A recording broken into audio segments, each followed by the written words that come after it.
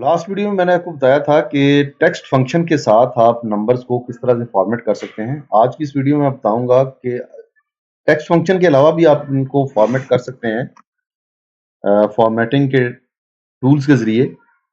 अगर आप text function के साथ नंबर्स को फॉर्मेट करेंगे तो वो टेक्स्ट में कन्वर्ट हो जाते हैं और उसको हम उसके ऊपर कुछ कैलकुलेशंस नहीं कर सकते। लेकिन अगर आप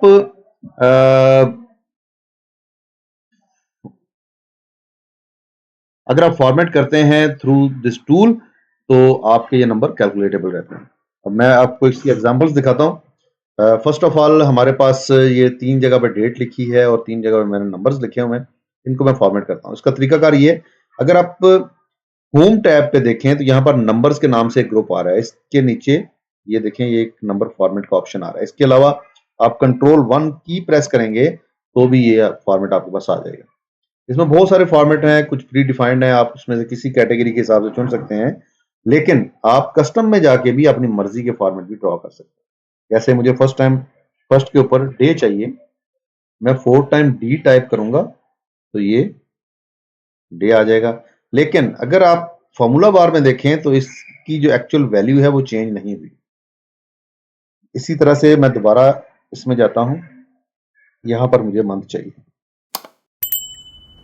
और अगर मुझे ये डेट अपने किसी रिक्वायर्ड फॉर्मेट में चाहिए, जैसे मैं कहता हूं कि इसका मंथ जो है वो पहले 3 दफा दो, फिर डे दो और फिर ईयर दो, तो मैं इसको इस तरह से कर सकता हूँ। अब मैंने कॉमा सेपरेटर लगाना है तो बड़ा सिंपल है, यहां से मैं नंबर से जाके कॉमा सेपरेटर लगा सकता हूँ।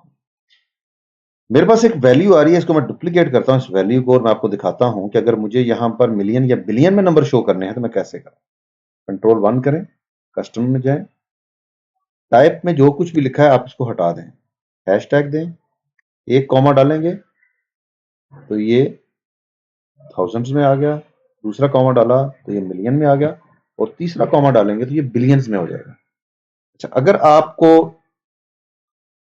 उसके बाद डेसिमल प्लेसेस देनी है तो आप डेसिमल प्लेसेस भी दे सकते हैं पॉइंट के साथ और इसे आप ओके कर दें।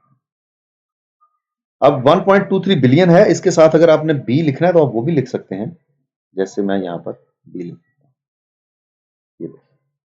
लेकिन एक्चुअली ये नंबर उसी तरह से है, आप इसको कैलकुलेट कर सकते हैं। ये नंबर है, ये सम भी होगा, सबट्रैक्ट भी होगा, मल्टीप्लाई या डिवाइड भी होगा।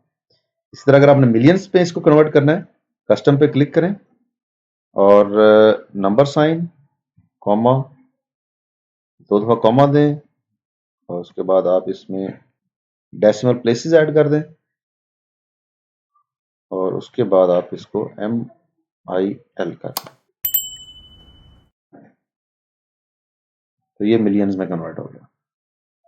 अब मैं यहां पर 4 5 ऐड करता हूं ताकि डेसिमल प्लेसेस भी नजर आए। तो ये इस तरह से भी आप नंबर्स को फॉर्मेट कर सकते हैं। लेकिन जो नंबर आप नंबर फॉर्मेटिंग टूल से जाके इसको फॉर्मेट करेंगे वो कैलकुलेटेबल हैं और ये अच्छा तरीका है नंबर्स को फॉर्मेट करने का। हाँ, जहां पर आपने कॉन्कैटिनेट का फंक्शन यूज करना है वहां पर ये हेल्प नहीं करेगा, उसके लिए आपको टेक्स्ट फंक्शन की ही जरूरत पड़ेगी, जिस तरह के मैंने आपको लास्ट वीडियो में बताया था। दोस्तों, W3 स्किल सेट आपका अपना YouTube चैनल है, इसे सब्सक्राइब करें ताकि आपका और हमारा साथ हमेशा के लिए कायम रहे।